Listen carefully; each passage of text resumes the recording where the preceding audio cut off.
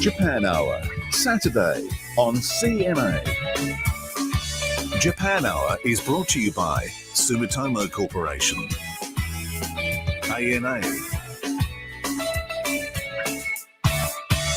and SMBC.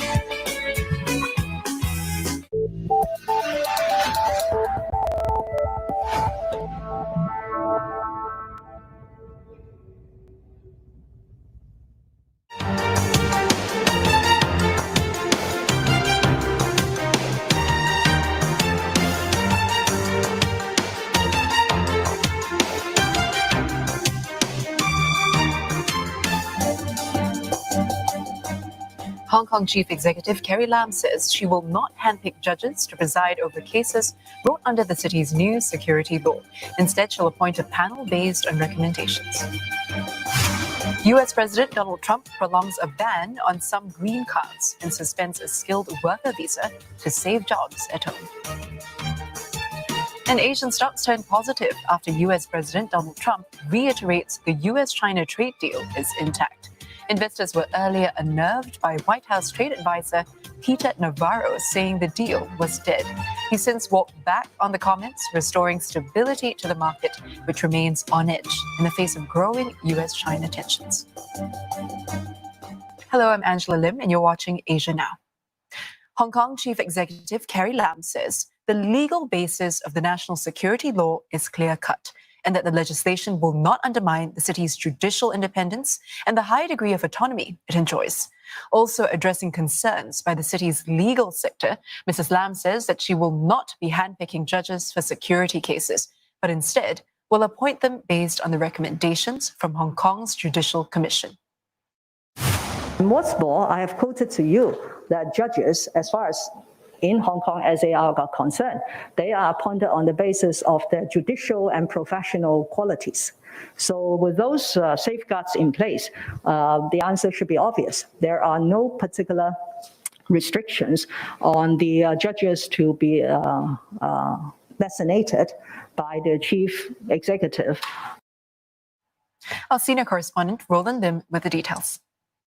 Basically 5 points. One was the fact that the national security legislation will be improving the one country, two systems model, which grants Hong Kong greater autonomy as apart from other cities in China, saying that national security legislation closes a much needed loophole in order to protect national integrity as well as sovereignty of China and Hong Kong. She also talked about the fact that it was constitutional and lawful that the National People's Congress Standing Committee has the right to actually add a new national security law into the basic law under its annex. It will be added under Annex 3. The law itself is expected to be passed as early as the end of this month, and thereafter it will be promulgated into the basic law, made into law here into Hong Kong, without going through the normal procedures of vetting that most laws do with the Legislative Council, simply because this is a national concern and not a city concern. She talked also about the rights and freedoms of the people being protected, and saying that only a small number of people will be targeted, and these are crimes related to secession, treason, sedition, as well as collusion with foreign forces. And of course, she's saying that there will be rule of law, that common law will still be enshrined in the new national security legislation. That means that there will still be presumption of innocence, there will still be the right to defense, but the question mark over the retrospectiveness of the crimes committed, whether if you had, for example, carried out a seditious act 1 year ago, would you then be tried under the new law that could come into effect during the summer of this year? Well, that is still a big question mark. We are still waiting for details of that. Judicial independence is also going to be key. She says that she fully supports the work of the courts, and that she respects their independence, and that this new security law in no way will disrupt the independence of the judiciary. In other news, the foreign ministers of China and India are expected to meet in the next hour via video conference in a trilateral meeting hosted by Russia. It'll be the first meeting between the two ministers since a violent clash killed at least 20 Indian soldiers along the disputed Himalayan border last week. Yesterday, Chinese and Indian military commanders met in marathon talks that lasted over 10 hours. It was reported that India pushed China to withdraw its troops back to where they were in April. Neha Punya tells us about what we can expect from the talks today. And most analysts that we had spoken to had said that it's unlikely that the military level talks will show any results, any signs of immediate compromise from both sides, because this is the second time that military leaders from both countries have met in the last 1 week since that deadly clash took place. Even though many experts say that it is heartening that both sides managed to engage with each other for nearly 10 hours, saying that this certainly shows commitment from both sides to hold these conversations to try and find some kind of middle ground. But the crux of the problem is that both sides are still not seeing eye to eye on why this clash happened in the first place and what's the status quo that they need to return to. For example, India is still pushing China to completely withdraw its troops from its own territory, it claims. It's also asked the Chinese army to disband constructions and structures that were built over the course of the last 1 month. And it maintains that we need to return to a status quo that was in place before April. That's when this current standoff started.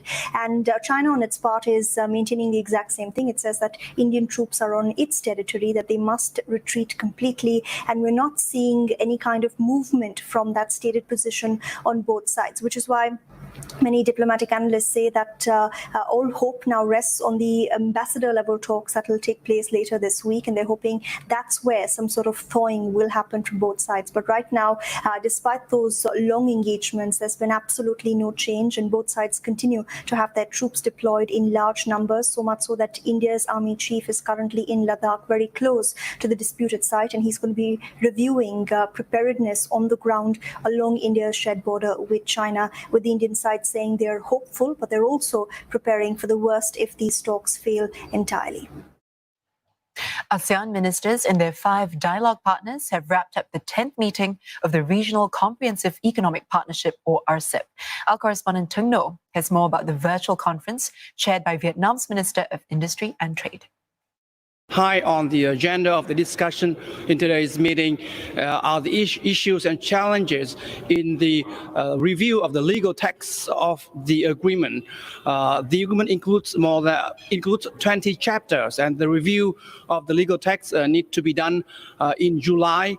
That's crucial for the signing of this mega trade deal by the end of this year.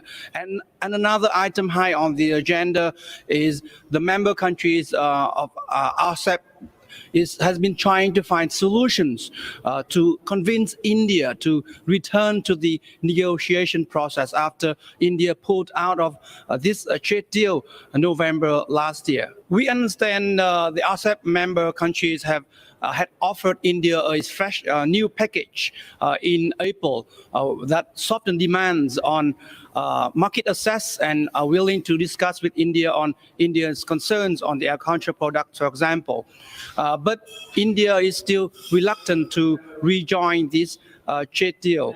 And there are more challenges for the return of India to this to the negotiating table as well. Some experts told me, particularly with the recent border skirmish between China and India, China is a key partner to this mega trade deal. But experts believe, and government sources here believe, that this trade deal remains on track to be signed by the end of this year, with or without India.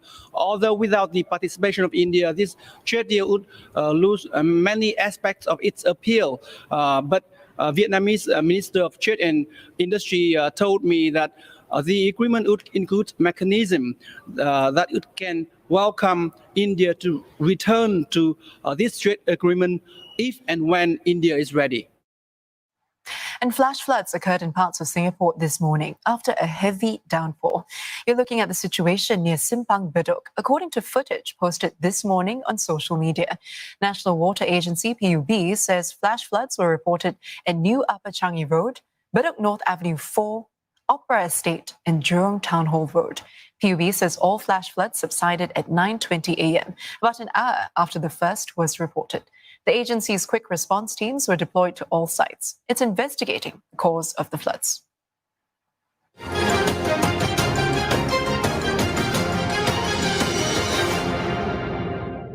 A sixth COVID-19 death has been recorded in Hong Kong. Local media says the latest victim was a 72-year-old man.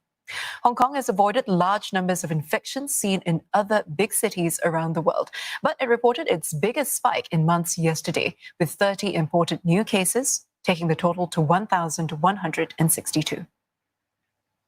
Separately, US President Donald Trump will sign an executive order temporarily suspending work visas that will bar hundreds of thousands of foreigners from working in the US. The move is part of efforts by the Trump administration to help the coronavirus-battered economy.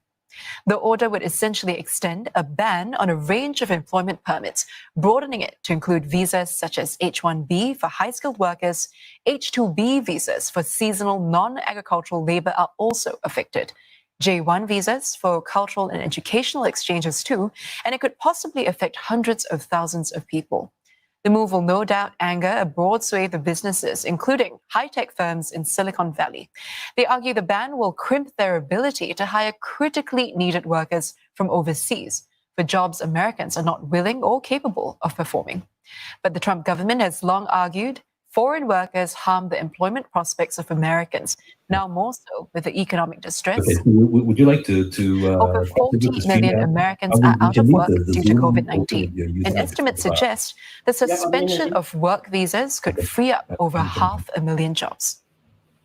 Simon Marks, our US bureau chief, tells us how significant the move will be.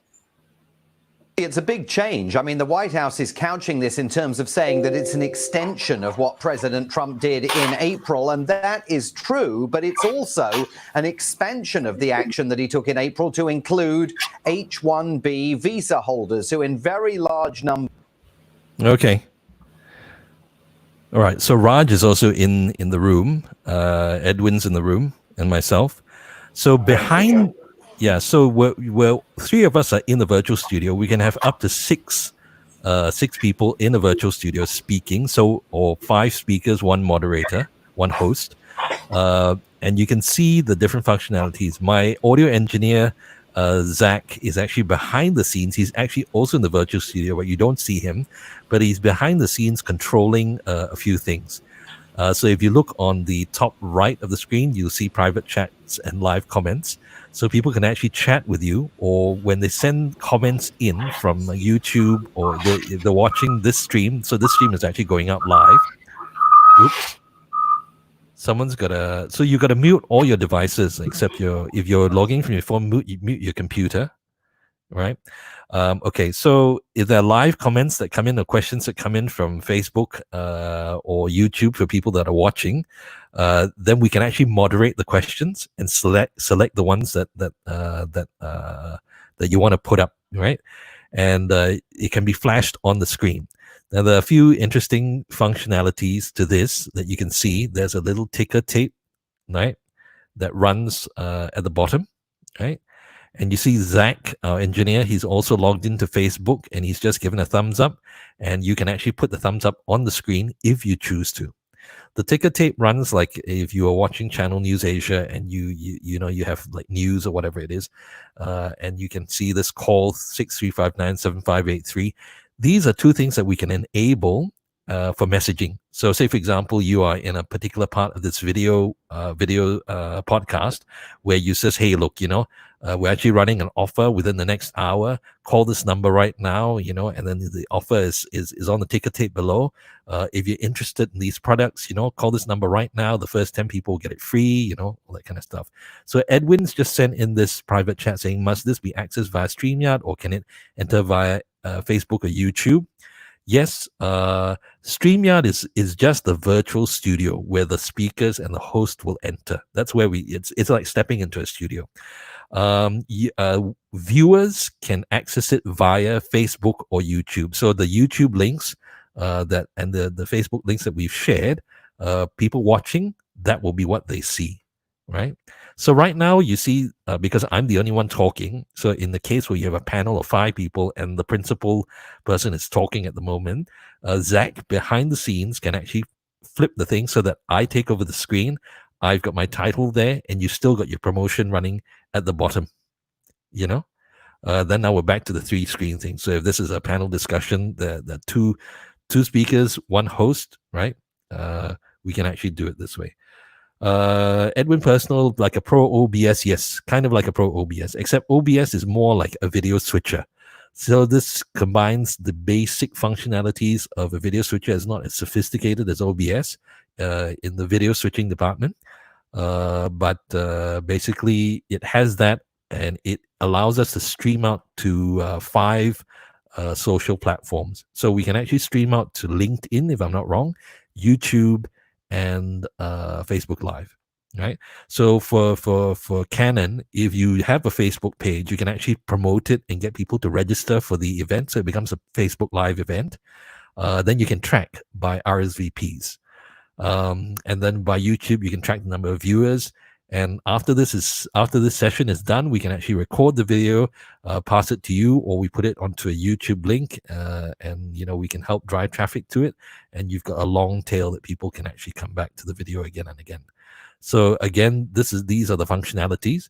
You've got ticker tape below, and again, I've taken over the screen, right?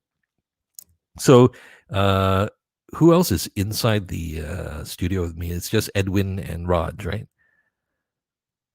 So if Edwin, Kwan Ho just sent in, can check if everyone is in. Everyone who's supposed to be inside is yes. So Marianne's in, Claire's in, Ben is in, Edwin's in, Raj is in, I'm in. So there are 6 of us right now. So assuming I'm the host, and Edwin, actually, if you wanted to, you can actually just speak.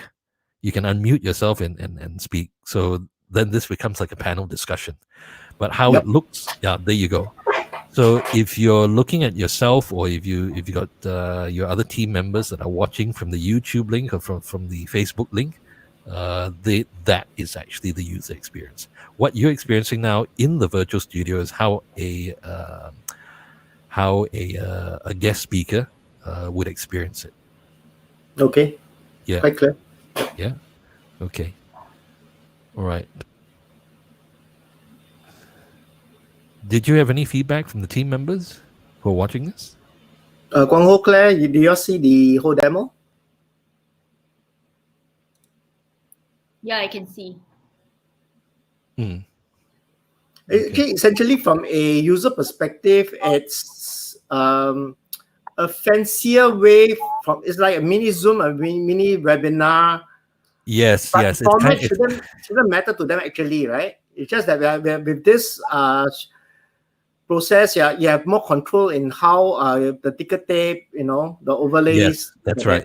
Yeah. So basically, it allows you. See, in a typical webinar, you don't get these little functionalities. So this one allows you to actually run your promos or run little nuggets of news, flash a number for people to call. So there's a lot more of that functionality where you can actually drive a call to action. So besides just the host saying, hey, look, if you're watching, look below, at our ticker tape, this is a promotion we're having on right now. If you're watching this webinar, good for you, because if you call this number that's flashing on the screen right now, you can call this number right now. The first 10 will get a free printer or whatever it is, or a free, a free device, or if you buy this device right now, you get this free of your first 10 callers, that sort of thing. So you can actually then do things like that to drive traffic and get things going. So it's not just like a webinar; it's more one way. Yeah. But I think we've done things like that. But instead of using ticker tape, you're just flashing the offer on. Yes. That's right. It's essentially the same. Yes. So of course, for purpose of this discussion, I mean, that's interesting. This facility. But for what we're planning, it's going to be a more B2B. So we are probably not going to push so much those. Promote and message, but yes, there's going to be a requirement to push them to certain sites, our LinkedIn pages, Facebook pages. Yes, could be useful. Yeah, so basically what we're saying is that, you know, we're kind of like a one-stop. So if you just come to us, you focus on your messaging, you focus on getting the right people to speak, and you leave the rest to us. Okay, so the production, I'm quite clear, the capability. Okay, so we look at two different aspects. The key project we're looking today is a B2B, but of course, this has application from B2C. I think we are already running our webinar, working with our Yes, yes. speakers, using OBS to do some of the controls. Yep. So of course, for us, we have done quite a bit of webinars. Yep. If we have to tap on your creative services to do the B2C, and what's the incremental spend you're looking at, and what is the value add? Well, I think we're comparing this to this what we've already been doing. Yeah. So that one, it's a Annie and Marianne conversation. Yeah. Okay. I hear you. Yeah. No. But, Okay. Edwin. Yeah. Yeah. Okay, So right. Okay, actually before that, right? So the thing, Edwin, with if you work with us, if you're talking about a B2C engagement, the advantage of working with us is that we can build in traffic drivers and use our assets. Yeah, but that's a conversation that Marianne and Annie have to take over. Then I'll fade to the background right now. Which I think it's why we're talking to you guys on the B2B portion also. I think we've worked on several projects with MediaCorp.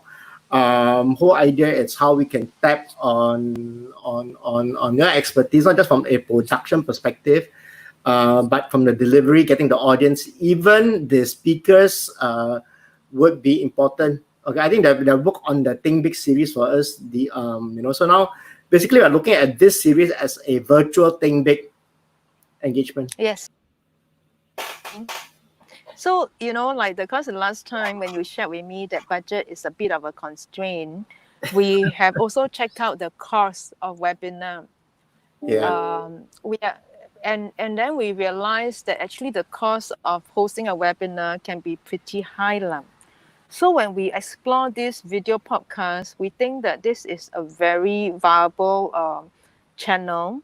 And like what Keith has shared, right? You can see, you have your promo streaming below, and we can have a pre-publicity on digital platform, and with this video podcast, right, we subsequently can translate it into a podcast, a radio, like just voice podcast, and we have longevity where we are checking. And we hope to have it on our radio. We have Me Listen, right? Yes. So Me Listen, we have a series of podcasts. And we are thinking to have longevity by having this podcast also on our Me Listen. Okay. So there is live and the post. Okay, so but for what I'm seeing, what the demo shows this webinar, to me, not much difference. So I don't understand why a webinar would cost. I mean, I'm not really very hung up on the technology, what we call it. It's just the content, how we reach out to audience, because we have run a lot of webinar and it doesn't cost us anything actually. That's where we're coming from. That's right. So I'm not too hung up on what you call it, webinar, podcast, whatever engagement. It's really not the execution. So I think I'm interested to look at this. But of course, budget is definitely, your concern. I think everyone, your concern, my concern also. But not okay. To worry. We are looking at about that. We're looking at about 10,000 per podcast, including drivers. Drivers will drive traffic to watch this. For live as well as post. That means even after this is over, right? We will still house it on our own podcast, and we will still have traffic driving people who have missed it, right? To listen or to watch it. So and then you can also have the link to place it on your website. Remember, you have this website, and then the last time for ThinkBig we have a problem because we got to pay royalty. Yeah. So this one, no need. We can give you the link, you can house it on your website. Okay. So it's about 10,000, including publicity. Okay, let me just come back to you with the expectation. I mean, this one I had to work with my business unit stakeholders, and I want to share the expectations. Of of course, I said the whole example why this started was we ran a series of consumer webinars. I said it doesn't cost us much, and we got very good traction. Especially, I think everyone's staying at home, so we did quite well for that. So the whole idea was, how do we do the same for a B2B? Okay, frankly, for us, running a webinar is not difficult. Okay, the problem is, like you have rightly pointed out, is the traffic drivers. That's why I want to engage MediaCorp to say, hey, how can we work jointly to get the traffic, the right traffic, and of course we have been partners on Think Big. I want to turn this into a Think Big. Okay, so now the latest brief, a bit so-called some development for after I spoke to Annie.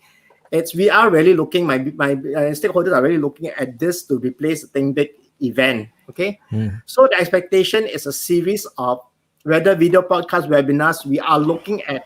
Okay, I hope you don't get shocked. Let me just give you the expectations. They are looking at a series of around 8 webinars, okay, or 8 podcasts. Duration, I think we're looking at up to an hour. I think that's quite typical timing. Each session, the expectation to look at around 200 audience coming in. Working budget for this whole project, that means inclusive, not just from a production thing, but of course the pre-traffic drivers and even post-traffic drivers. We are looking at around a working budget of 15,000, higher than what I originally proposed. For 8, 15,000 for 8. Yes. That's a bit tough, like Edwin. I know. I'm not telling you the expectation on BU. That's what they gave me, lah. Because the whole issue for them, they are looking at that we've done our own webinar at zero cost, getting the traffic in. So that's where they're coming from. We are also taking care of the moderator plus the speakers. Understand. Keith, have we shared who is the moderator with Edwin? Yeah, the moderator that we're recommending is this guy called Neil Moore. He used to do Think Big for Canon before CNA came in. So he's actually the perfect guy. He understands the product. He's actually interacted with your teams before, and yeah, he's quite into this sort of industry. So Neil Moore would be the moderator. Yeah, and we also undertake, inviting the speakers and getting the topics up and so on. I hear you. I think that's where we're trying to put in that's a value add for bringing MediaCorp. And I said the belief from the BU is that we will do it ourselves with very limited budget, with zero cost. But I said, hey, I need traffic drivers, I need speakers, I need to work with MediaCorp as a partner. So again, I also hope you don't. But actually, you can expect more than 200 people, right? 200 people is very little, right? No, sure. If you can tell me how many people, I said these are expectations. So you can come back to me and say, hey, for this series that we are proposing, what is the numbers that MediaCorp it's delivering? If you say, hey, you can deliver more 500, 600 of key target audience that's valuable to my BUs, and say, hey, I need a bit more incremental budget. Maybe they will buy. I'm not too sure. Okay, but it's all down to the value add. You see, it's not just audience per se, because if you get high audience rate but not the right target audience, also that's not important to them. So it's not consumer push. The Think Big audience that we're looking at. You have experience in Think Big. You know what they're looking for, Okay. So of course, this sessions also it has to be tied back to the business unit's goals, which is of course to engage the audience so that we can present our solution. So this format, video podcast, is good because we want some very generic topic that's of concern to all the target users out there. But at the same time, we need an opportunity, a moderator to bring us in to say, hey, in this topic, let's say, for example, we're talking about productivity, digital transformation, things like that.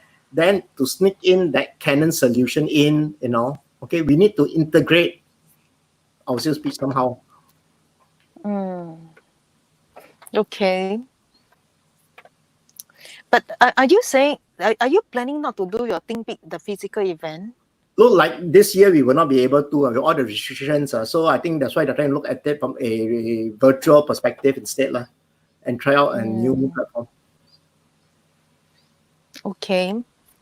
We can come back to you more solid plan. But I think the work at 15,000 for 8 is very difficult. Yeah, but I think we need to spread the value at all. I see the thing is it's the BUs may not see the need to bring in MediaCorp. Personally, of course, I would like to bring you guys in, Okay, I think of we course. will do some webinar, like it or not. It's a matter of how we do it, Yeah, I think for B2B, definitely we can add value. It's just that, if we want to, of course, if we have drivers, that will work a lot better to get the right audience. Yes. So I think the only way is to convince them that your drivers will hit certain numbers that are of the core target. That's why you need to up the budget. But again, if you're going to come back with a budget 100,000, I don't think they are in the type of mode, okay? Because you also know that current climate is quite bad for everyone. Okay we'll come back to you to see what is our honest budget Actually, Sure. I mean, I hear you I'm giving you expectations so that you also know I'm also accountable to them. So of course, one question I have, of course, I hear that the nice thing about this is the ability to move it to a audio podcast for a long tail delivery system. Yes. But because these days all primarily a lot of video, if we go in a bit even more for the consumer side of things, a lot of like our webinar, what has actually gotten a lot of traction is when our speakers show the photographic works, show the output. Okay. Yes. So those are more video based. How do you translate that into an audio podcast? If I strip off all the visuals, it doesn't make sense anymore. Yeah, so basically for the video podcast, right? It's not meant for anything visual. It's more like a panel discussion sort of thing. Yeah. So that's why we were called in. If you're talking about translating this into a long tail thing, actually the content can be repurposed. If you start a microsite. So if we start a microsite, we actually put the audio podcast on the microsite, but then with each speaker, you actually then put like a photo gallery. So it's just click. So it becomes like a little microsite with interactivity. Then if I'm putting a microsite, why do I need to limit it to audio podcast? I think like we're doing all these webinars, all these are recorded and repurposed, and after session, it's again live on all our sites. Yep. So wouldn't that be better? Why do I need to translate it to an audio podcast when primarily it's a video source anyway? You know? But it really depends. It's like it's okay. So I'll put it to you this way: you've got a video podcast, right? But you want to have an audio podcast as well because you're reaching to a market that is on the move, or they're traveling to work, right? Or they're spending time like they want to listen to it over lunch, and then while they're multitasking.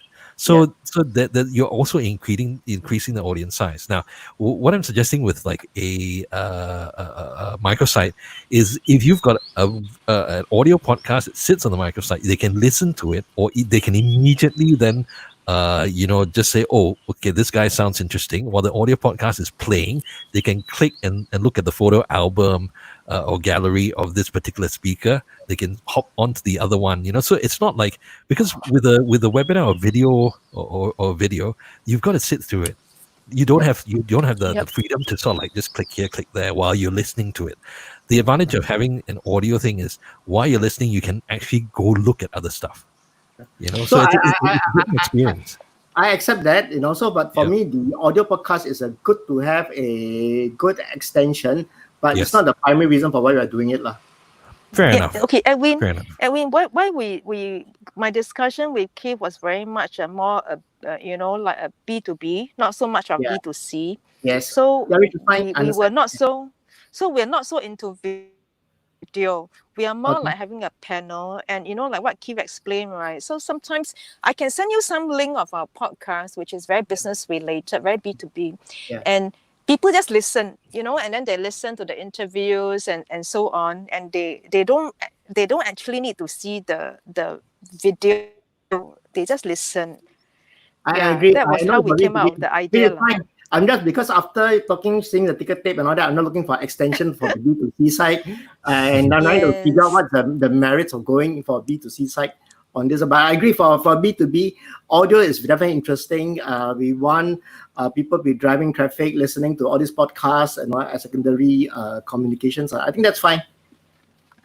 Yeah, but of course, if we want to extend the video, we can do so. And I like you already have your own microsite for Think Big, right? Yep. Which I think you can also house all this there.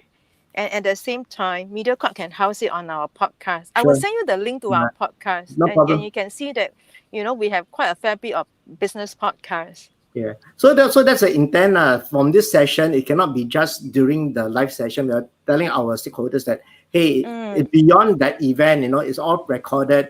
Then the content can be repurposed for social, for microsites, Think Big, and now we're in multi formats, whether video or audio podcasts, So that's a talent that we sell to them. But then, of course, then we need to work the whole package still, And we hope to have longevity and so on. Correct. Yes. It's not just one off.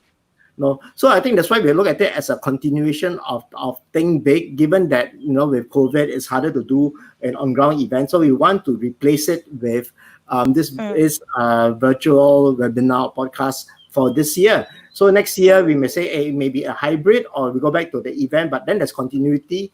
And also we've been doing the previous with MediaCorp. There is a continuation now. That's where I want to hopefully bring you guys in, and you can look from the perspective of a more long-term. Yeah, we have to keep the audience warm, like we cannot let them think that it's gone this year. Correct, but my BUs, honestly, the budgets are a bit constrained for second half. Looking at the market, the recession we're coming into, it's going to be very tough. Okay, we will go back and work out our numbers and tie up, the proposal, and we come back to you lah. Then you let us know whether it's feasible. It's something that we can sell. I said, no, you don't have to. Not only do you have to sell to me, I have to think about how to use whatever you have to sell to my stakeholders. They're the one controlling the first string, you see. And currently, for them, they are honestly very stingy, not willing to open the pocket because they believe all this execution is very cheap. That is the belief, lah. Okay. Okay, Ken. All right, we'll come back to you by this week. Claire, Al, any comments, anything from you guys?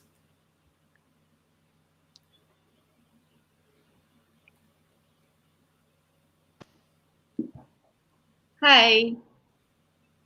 Hello, can you hear me? Yes, we can hear you. Right. So for this, is it like Zoom where you can mute everyone as well, the admin? The admin does have a certain amount of control, yes. Like what you just did.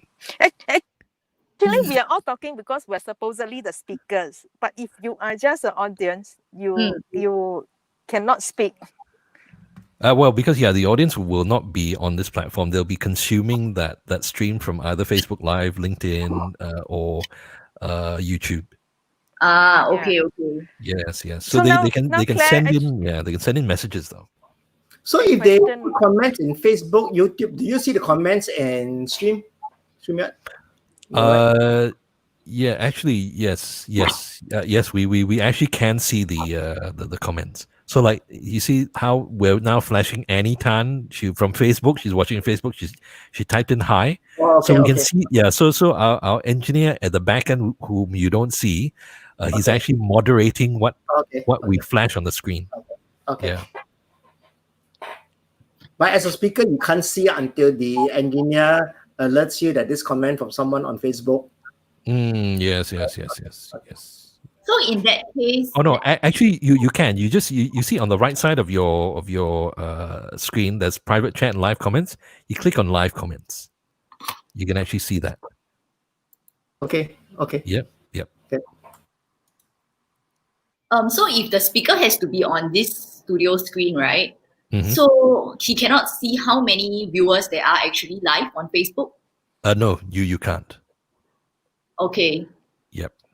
Because like typically when we run the B2C webinars, right, we tend to get the speaker to say like, hey, try to wait for a certain number of people to come in first, then you start the webinar. Yes. Well, that will be our engineer handling it on the back end. But the whole purpose of this setup is basically so that the speakers don't have to worry about all that, and they can just focus like in a traditional event, the speakers are, there'll be people running about looking after the back end, and the speakers just focus on delivering the message and delivering, the effective message, and they don't have to worry about all these other stuff, that's coming in. Yeah.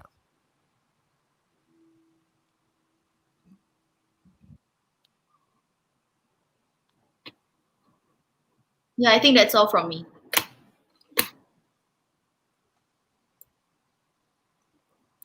Is there a number of cap of the people in the studio? Because just now I tried to access via mobile phone. I think Elle also have the same issue, but they say the studio is full and she cannot come in via mobile phone. Yeah, there are only plus the host. There are only supposed to be 6 people in the studio, and then the engineer at the back end. Yep. Yeah, so this is meant for speakers. By right, actually, if we are the audience, we don't enter here. Yeah, you don't enter here. We go to the Facebook or Facebook YouTube, right? YouTube, Yeah, Facebook yes, and or then we are YouTube. just the audience. Yeah. So, okay, so it's she like, also tried. Yeah, she also tried YouTube, but the YouTube link is not working. Yeah, according to her, lah. That's why she was really? listening on.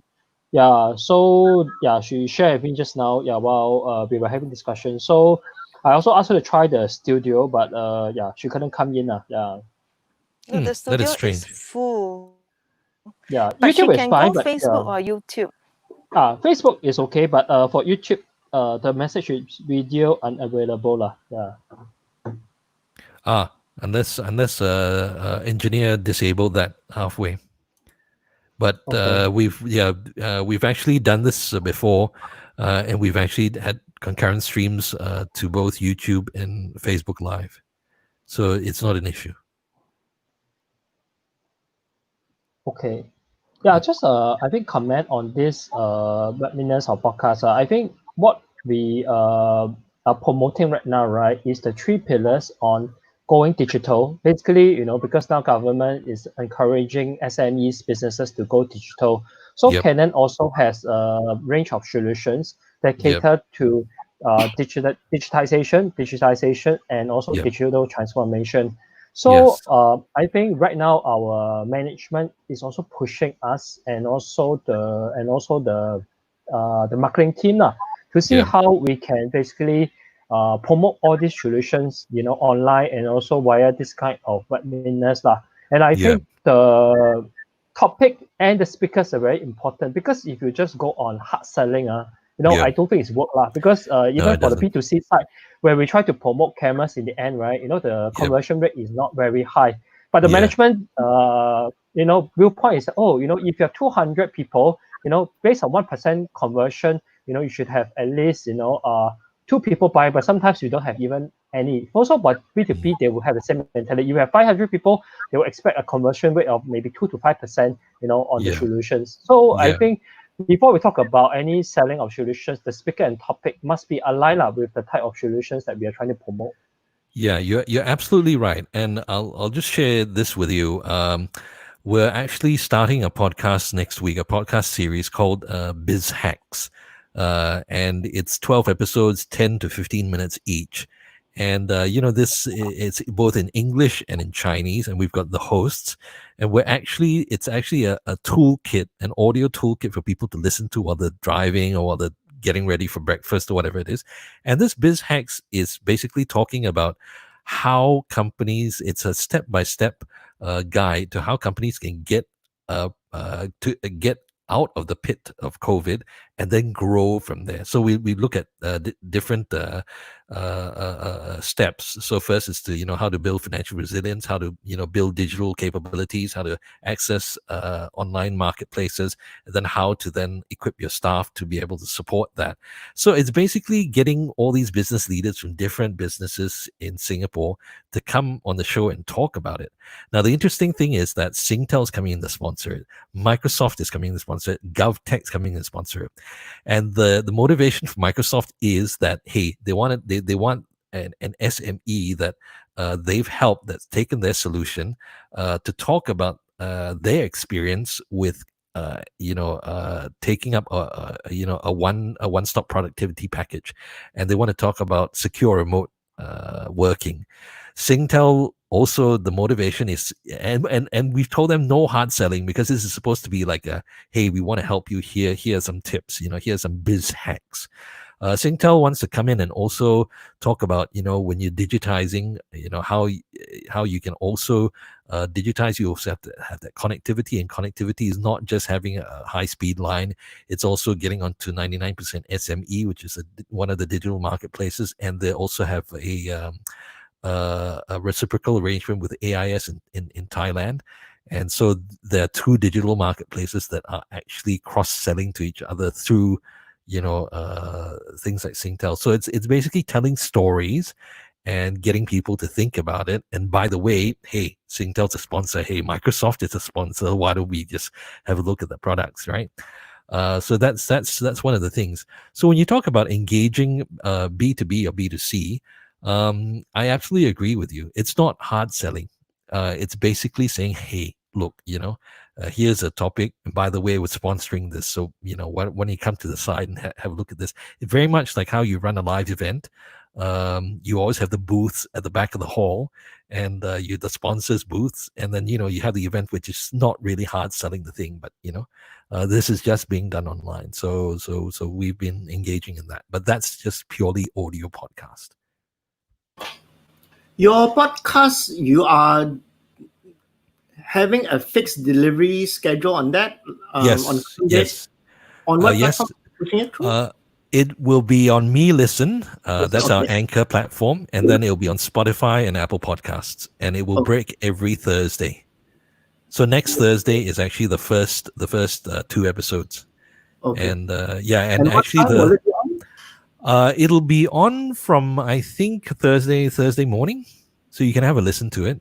Okay, because my interest is really trying to figure out what is the best date, best timing to do this online series. Because B2C, we know, Friday night, before people wind down, that's quite a good time for consumer. But if we have done this series earlier on, we can say, yes, people are still working from home. But now we're going to phase 2, people are going back to offices. Exactly. So right now, I don't know where's the best time to run a virtual where people tune in, if I'm doing the office hour or not. Yeah. Well, the beautiful thing about, if you're not doing it live, like say, for example, our audio podcast, we put it on and we promote it. So we drive traffic to it. And when people will consume is when people will consume. We found that, interestingly enough, when you look at the podcast or streaming stats, right? Before the lockdown, it was very high in the morning drive time and evening drive. There's a smattering of night, depending on the type of programs, and a little bit during lunchtime. Then when the circuit breaker came in, the morning and evening dwindled, and then lunchtime was poof. There was this peak, and now it's starting to shift again. So you will find that with the audio podcast, because it is you can consume it anytime you're multitasking. But you will find that it's always like, okay, like I'm sitting down here doing nothing, let's just have a listen, where I don't have to fully pay attention when I'm driving in the car. Okay, I just listen to something while I'm driving, So that's that. Those are the times. So because it's not a live event, you don't really have to be worried about, as long as you have traffic drivers to the content, and the content is engaging enough, people will consume it when they consume it. I think, but that's in regards to the podcast. I think we still say if we can do that as a Facebook Live event. The date and time will still be our consideration for B2B. When do we do it? So the information about the stats about when people are visiting for such podcasts. Let us know. Yes, we will.